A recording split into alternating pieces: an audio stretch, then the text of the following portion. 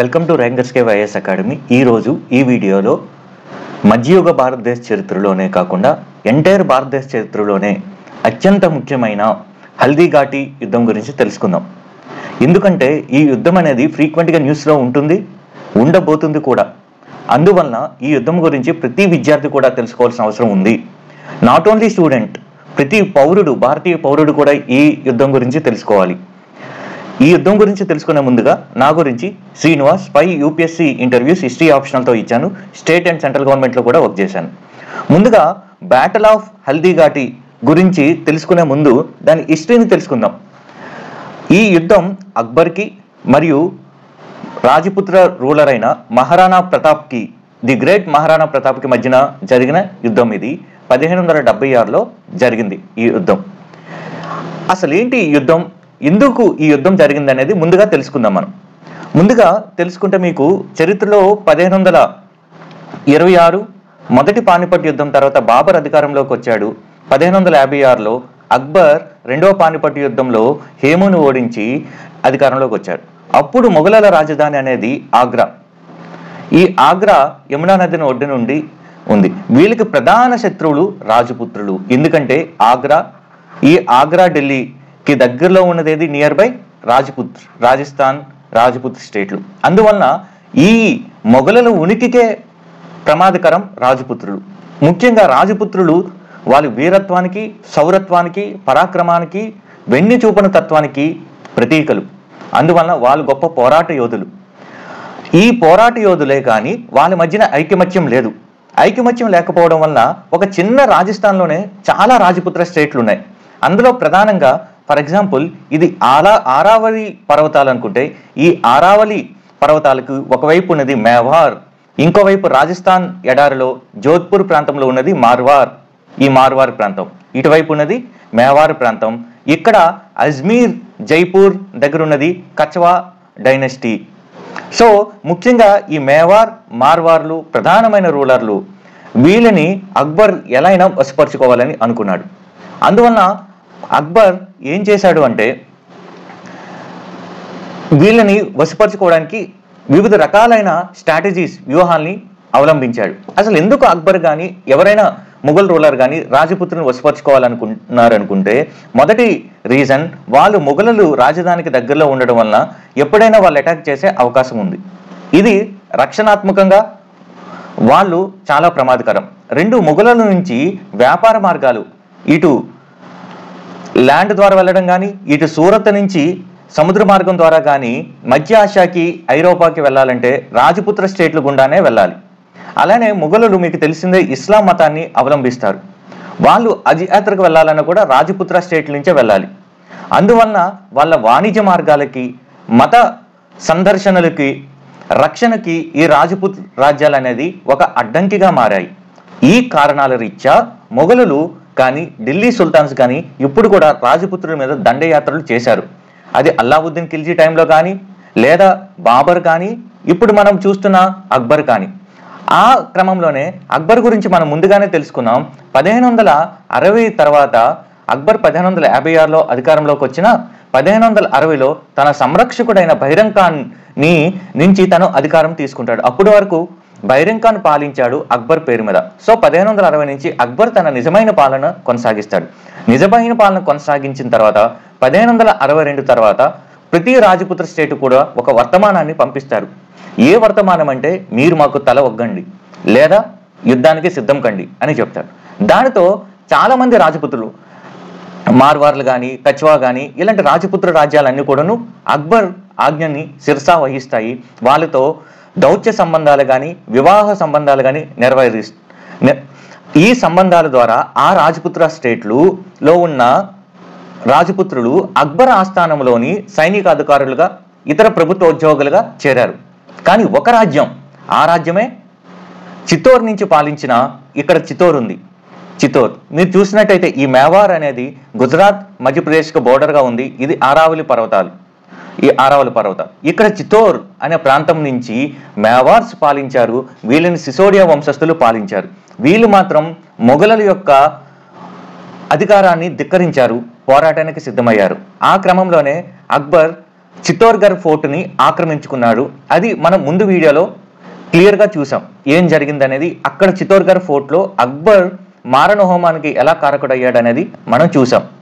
ఆ మారణ హోమాన్ని రీసెంట్గా ఎన్సీఆర్టీ 8వ తరగతి పుస్తకంలో కూడా పొందుపరిచారు అనేది, అది వివాదానికి దారితీసింది అనేది కూడా మనం చూసాం. అయితే అక్బర్ ఈ చిత్తోర్ని జయించాడు, కానీ మేవార్లో ఇంకా మిగతా భాగం ఉంది. మేవార్ని ఇలా 2 భాగాలుగా విడదీస్తే ఒక భాగం మైదాన ప్రాంతం, అనగా పంటలు పండే ప్రాంతం. ఈ ప్రాంతం అక్బర్ కంట్రోల్లోకి వచ్చింది. కానీ ఈ కొండ ప్రాంతం ఏదైతే ఉందో, ఈ కొండ ప్రాంతం ఇంకా అక్బర్ చేతిలోకి పూర్తిగా రాలేదు. అది గుర్తుపెట్టుకోవాలి. ఫెటైల్ సారవంతమైన మైదాన ప్రాంతం ఇది. ఇటువైపు ఉన్నది, తూర్పున ఉన్నది, పశ్చిమాన మేవార్కు ఉన్నది, ఆరావళి పర్వతాన్ని ఆనుకొని ఉన్న ఇవన్నీ కొండ ప్రాంతాలే. అందువలన వర్షాలు తక్కువ, పంటలు తక్కువ, అలానే అక్కడ యుద్ధానికి, గొరిల్లా యుద్ధానికి కూడా అనుకూలమైనది. ఈ భౌగోళిక పరిస్థితి ఈ యుద్ధంలో ఎలాంటి పాత్ర పోషించింది అనేది మనం చూద్దాం. ఇది మేవార్ రాజ్యం. ముందుగా అక్బర్ ఈ చిత్తోర్గఢ్ని జయించాడు. అప్పుడు చిత్తోర్గఢ్ని జయించడంతో ఇక్కడ కుంభాల్గర్ ప్రాంతం నుంచి చిత్తోర్గఢ్ని జయించినప్పుడు అప్పుడు రాజా ఉదయ్ సింగ్ 2 గారు ఉండేవారు. ఆయన ఉదయ్ సింగ్ 2 ఆయన పోయిన తర్వాత ఆయన కుమారుడు, వీరుడు, పరాక్రముడు మహారాణా ప్రతాప్ రాజ్యంలోకి వచ్చాడు. ఈయన కూడా అక్బర్ యొక్క అధికారాన్ని ధిక్కరించాడు. అక్బర్ చాలా మంది రాయబారులను పంపించాడు. మాన్ సింగ్ ఇలాంటి రాయబారులను పంపించారు. తోడర్మల్ ఇలాంటి పంపించినా కూడా మహారాణా ప్రతాప్ ఒప్పుకోలేదు. కొంతమంది ఏం చెప్తారంటే, కొంతమంది ప్రకారం మహారాణా ప్రతాప్ ఒకానొక సమయంలో ఒప్పుకున్నాడు. వాళ్ళ కొడుకుని అక్బర్ కోర్టుకి పంపిస్తాడు. అక్బర్ కోర్టులో వాళ్ళ కొడుకుకి ఉద్యోగం వస్తుంది అని అనుకున్నారు. కానీ కొంతమంది ఏం చెప్తారంటే, అక్బర్ దీనితో సంతృప్తి పడడు. అక్బర్కి స్వయాన మహారాణా ప్రతాపే తన కోర్టుకి రావాలని అనుకుంటాడు. దీనికి మహారాణా ప్రతాప్ ఏమాత్రము అంగీకరించాడు. ఈ అంగీకరించకపోవడంతో ఇది ఆ 2 రాజ్యాల మధ్యన, చిన్నదైన మేవార్ రాజ్యం, పెద్దదైన ముఘల్ రాజ్యాల మధ్యన ఒక ఘోరమైన యుద్ధానికి దారి తీసింది. ఈ క్రమంలో మన మహారాణా ప్రతాప్ గారు చిత్తోర్గఢ్, ఈ ప్రాంతం, ఇది చిత్తోర్గఢ్, ఈ ప్రాంతం పోవడంతో ఈ కొండ ప్రాంతంలో కుంభాల్గర్ అనే ప్రాంతం నుంచి, కుంభా అనేవాళ్ళు వాళ్ళ మేవార్ రాజ్యంలో ఫేమస్ రూలర్ కుంభా, ఆయన పేరు మీద కుంభాల్గర్ అనే ఒక కోటను నిర్మించి ఆరావళి పర్వతాన పాద ప్రాంతంలో నిర్మించి అక్కడి నుంచి తన పరిపాలన కొనసాగించి మొఘలను ఎదిరించడం సాగింది. ఇప్పుడు ఈ హల్దీ ఘాట్ ఎక్కడుంది, దాని పేరు ఎలా వచ్చింది అనేది చూద్దాం. హల్దీ అంటే మీకు తెలుసు, పసుపు. ఈ ఆరావళి పర్వతానికి ఆనుకొని ఉన్న కొండ ప్రాంతాలే హల్దీ ఘాటి అంటారు. ఘాటి అంటే మనకు తెలిసిందే, హల్దీ అంటే పసుపు. అక్కడ ఉన్న భూములు పసుపు రంగులో ఉండడంతో దాన్ని హల్దీ ఘాట్ అని అంటారు. మీరు ఇక్కడ చూసినట్టయితే ఒకవైపు మొత్తం కొండలున్నాయి, అక్కడ హల్దీ ఘాటి ఉంది. ఆ ఘాటిలో కూడా ఈ కొండలో ఒక చిన్న మార్గమే ఉంది. ఈ మార్గమే ఉంది. సో మొఘలుల సామ్రాజ్యం తన సైన్యాన్ని ఈ కొండల ద్వారానే, ఈ చిన్న మార్గం ద్వారానే పంపించాలి. అందువలన వ్యూహాత్మకంగా మహారాణా ప్రతాప్ ఒక వీరుడే కాదు, తెలివైన పరుడు. అందువలన ఈ కొండల్లో ఉన్న ఒక చిన్న ఇరుకైన మార్గాన్ని ఎంచుకున్నాడు. ఇరుకైన మార్గాన్ని ఎందుకు ఎంచుకుంటాడు? ఎప్పుడైతే మొఘలు సైన్యం ఇలా వస్తుందో పైనుంచి అటాక్ చేయొచ్చు. అలానే వాళ్ళు తక్కువ మంది వస్తారు కాబట్టి తన తక్కువ సైన్యంతో కూడా వాళ్ళని ఓడించవచ్చు. అందువలన రాజుకి ఎంత భుజబలం ఉందో అంతే బుద్ధి బలం కూడా ఉండాలి. అప్పుడే ఆ రాజు చరిత్రలో నిల్చుంటాడు. దానికి ఉదాహరణ మహారాణా ప్రతాప్ గారు. ఇది ఆ హల్దీ ఘాట్లో ఉన్న ఒక చిన్న ఇరుకైన మార్గం. ఈ ఇరుకైన మార్గం గుండానే మొఘలుల సేనానులు, వాళ్ళ సైన్యం రావాలి. ఈ క్రమంలో మొఘలుని బలం చూసుకుంటే వాళ్ళు భారతదేశంలోనే ఎక్కువ ప్రాంతాన్ని పాలించిన వాళ్ళు. ఖచ్చితంగా వాళ్ళ సైన్యం అనేది ఎక్కువగా ఉంటుంది. వాళ్ళ దగ్గర నైపుణ్యులైన విలువిద్యకారులు, గుర్రాల బలం, అశ్వబలం ఉంటుంది. రాజపుత్రులు ఎక్కువగా గజబలం మీద నిల్చున్నారు. మరీ ముఖ్యంగా రాజపుత్రుల దగ్గర ఎలాంటి ఫైర్ ఆర్మ్స్, ఎలాంటి మందుగుండి సామాగ్రి కూడా లేదు. అటువైపు మొఘల్స్ దగ్గర చాలా ఎక్కువగా ఉంది. ఇప్పుడు మీరు ఒక మందుగుండు సామాగ్రి కాలిస్తే దానికి వచ్చే సౌండ్స్తోనే ఏనుగులు భయపడి వెళ్ళిపోయే పరిస్థితి ఉంటుంది. సో అటు సంఖ్యాపరంగా కానీ ఇటు సాంకేతికంగా కానీ మొఘలులు చాలా ఎక్కువగా ఉన్నారు.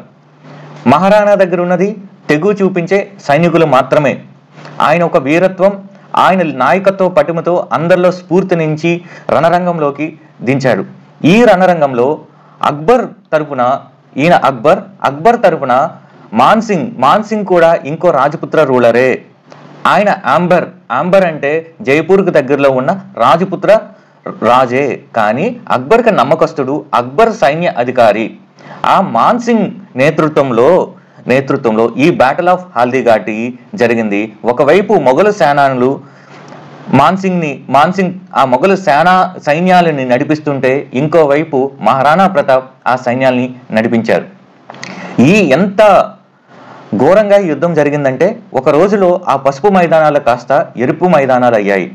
ఇక్కడ మీరు ఈ ఇమేజ్ చూస్తుంటే మహారాణా ప్రతాప్ గారు ఒకవైపు తన చేతక్ గుర్రం పైన కూర్చొని ఉండగా మాన్సింగ్ తన ఏనుగుపై ఉన్నట్టు చిత్రీకరించారు. ఆ కాలంలో వేసిన పెయింటింగ్ కూడా ఇది. ఒకవైపు చూస్తే ఏనుగు మీద కూర్చున్న మాన్సింగ్, గుర్రం మీద కూర్చున్న మహారాణా ప్రతాప్. ఈ యుద్ధంలో మొదటగా మహారాణా ప్రతాప్ సైన్యమే ముందంజలో ఉన్న ఒక తప్పుడు వార్త ప్రచారంలోకి వచ్చింది. ఏంటి ప్రచారంలోకి వచ్చిందంటే, అక్బర్ తన సైన్యాన్ని తీసుకొని, తన దగ్గర ఉన్న ఎక్కువ మంది సైన్యాన్ని తీసుకొని రణరంగంలోకి ప్రవేశిస్తున్నాడని ఒక వార్త ఒక అగ్నిలా మొత్తం వ్యాపించింది. దీనితో మొఘలుల సైన్యానికి మరింత బలం వచ్చింది. ఎందుకంటే అక్బర్ వస్తున్నాడంటే రాజుతో ఎక్కువ సైన్యం ఉంటారు. ఆ ఎక్కువ సైన్యం కొంచెం మంది ఉన్న మహారాణా సైన్యాన్ని ఓడించవచ్చు. సో నైతికంగా వాళ్ళకి ఇంకా బలవంతం అయ్యి ఓడించారు. ఇక్కడ మీరు ముఖ్యంగా గుర్తుపెట్టుకోవాల్సిందంటే, అక్బర్ ముస్లిం, అక్బర్ సైన్యాన్ని నడిపిస్తున్న మాన్సింగ్ హిందువు. అలానే మహారాణా ప్రతాప్ హిందువు.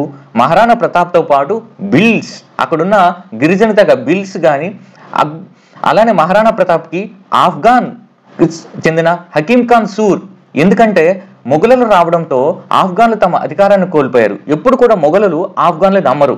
అలాంటి ఆఫ్ఘాన్లు మహారాణా ప్రతాప్ సైన్యంలో కూడా ఉన్నారు. సో ఇటువైపు హిందువులు ముస్లింలు ఉన్నారు, ఇటువైపు కూడా హిందువులు ముస్లింలు ఉన్నారు. ఇది గుర్తుపెట్టుకోవాల్సింది అంశం. ఎందుకంటే ఇది ఒక హిందూ ముస్లింలకి మధ్య జరిగిన గొడవ కాదు. ఆ కాలంలో ఇరు సైన్యంలో కూడాను ఇద్దరు ఉన్నారు. కాకపోతే ప్రముఖంగా అక్బర్ ముస్లిం, మహారాణా ప్రతాప్ హిందువు. సో మహారాణా ప్రతాప్ ఎప్పుడైతే దెబ్బలు తిన్నారో, తనకు గాయమైందో, ఆ గాయం నుంచి తనను తాను కాపాడుకోవడానికి ఒక వ్యూహాత్మకంగా ఒక చేతక్ అనే గుర్రం పైన ఎక్కి యుద్ధ భూమి నుంచి వ్యూహాత్మకంగా వెనక్కి కదిలాడు. ఈ క్రమంలో చేతక్ మరణించింది. ఆ చేతక్ ఎంత యుద్ధ నైపుణ్యం కలిగిందంటే దాని గురించి కథలుగా చెప్పుకునే వాళ్ళు, ఈవెన్ దానికి విగ్రహాలు కూడా ఉన్నాయి. సో మనం జంతువా మనిషా అనేది సంబంధం లేదు. మనం విలువలకి కానీ నైపుణ్యాన్ని కానీ ఎంత ఉంది అనే దాన్ని బట్టి చరిత్ర మనల్ని గుర్తిస్తుంది అనే దానికి నిదర్శనం ఈ చేతక్ గుర్రపు కథ. అలానే మనం చూసుకుంటే ఈ యుద్ధంలో మొఘలులకి కొంత అప్పర్ హ్యాండ్ వచ్చింది. ఎందుకంటే వాళ్ళ దగ్గర ఎక్కువ సైన్యం ఉంది కాబట్టి. కానీ ఒకటి గుర్తుపెట్టుకోవాల్సింది ఏంటంటే 1579 తర్వాత అక్బర్కి కొన్ని ప్రాబ్లమ్స్ వచ్చాయి. వాళ్ళ హాఫ్ బ్రదర్ మీర్జా హకీం, ఈ ఆఫ్ఘనిస్తాన్ రీజన్ నుంచి పాలిస్తున్న మీర్జా హకీం లాహోర్ వైపు తిరుగుబాటు చేయడంతో సో అక్బర్ యొక్క దృష్టి కాబూల్, కాందహార్ రీజన్ వైపు, సింధ్, కాశ్మీర్, లాహోర్ వైపు మళ్ళింది. అందువలన అక్బర్ కొంతకాలం లాహోర్కి వెళ్ళిపోయాడు. ఈ క్రమంలో ఈ కొండ ప్రాంతమైన ఆరావళి ఈ ప్రాంతంలో పరిపాలించడం అనేది చాలా కష్టంగా మారింది. దీనితో మహారాణా ప్రతాప్ గారు మీరొకటి గమనించుకోవాలి, మొఘలులకి కొంతవరకు గెలుపొచ్చినా కూడాను వాళ్ళు ప్రధాన ఆబ్జెక్టివ్ అయిన మహారాణా ప్రతాప్ని చంపలేకపోయారు. మహారాణా ప్రతాప్ స్టిల్ బలవంతుడు. సో ఇది పరిపూర్ణమైన విజయం కాదు మొఘలులకి. మహారాణా ప్రతాప్ గారు మళ్ళీ తన బలాన్ని తిరిగి పుంజుకొని ఈ ప్రాంతాల్ని మళ్ళీ స్వాధీనపరుచుకున్నాడు. గోగుండ, కుంభల్గఢ్ ఫోర్ట్, చావన్ ఈ ప్రాంతాల్ని మళ్ళీ తన ఆధీనంలోకి తీసుకొచ్చి తన పాలనని అందించాడు. ఇది మనం గుర్తుపెట్టుకోవాల్సింది. ఈ మహారాణా ప్రతాప్ గారు అక్బర్ సైన్యంతో పోరాడుతూ ఒక వేట ఆడే క్రమంలో దెబ్బ తగిలి 1597లో మరణించారు. ఒక వీర మరణం పొందారు. ఆయన తర్వాత అమర్ సింగ్ వాళ్ళ కుమారుడు అమర్ సింగ్ జహంగీర్ మధ్యన ఒప్పందం 1614లో జరిగింది. అప్పుడు కొంతకాలం ఈ మేవార్ వంశం అక్బర్ మొఘలులు అధికారాన్ని కొంతకాలం తాత్కాలికంగా అంగీకరించింది. లేదంటే మహారాణా ప్రతాప్ కానీ మేవార్ వంశం కానీ ఎప్పుడు కూడాను మొఘలుల యొక్క సైన్యానికి భయపడలేదు. వాళ్ళు ఎప్పుడు వెన్ను చూపలేదు. ఈ హల్దీఘాట్ యుద్ధం ఎందుకు ఎప్పుడు న్యూస్లో ఉంటుందంటే ఏదో ఒక విషయంలో ఉంటుంది. ఎవరు గెలిచారు అనేది ప్రధానమైన డౌట్. కొంతమంది రాణా ప్రతాప్ గెలిచారని, కొంతమంది ముఘల్స్ గెలిచారనేది వాదోపవాదనలు జరుగుతూనే ఉంటాయి. ఇది ఎవరు, ఎందుకంటే ఇది రాజకీయ అంశం కూడాను. ఎప్పుడైతే చరిత్ర రాజకీయంతో ముడిపడి ఉందో ఆ చరిత్రలో ఫ్యాక్ట్స్తో సంబంధం లేకుండా జనాల యొక్క మైండ్ సెట్ను మార్చడానికి ప్రయత్నాలు జరుగుతూనే ఉంటాయి. వీటికి కాలమే సమాధానం చెప్తుంది.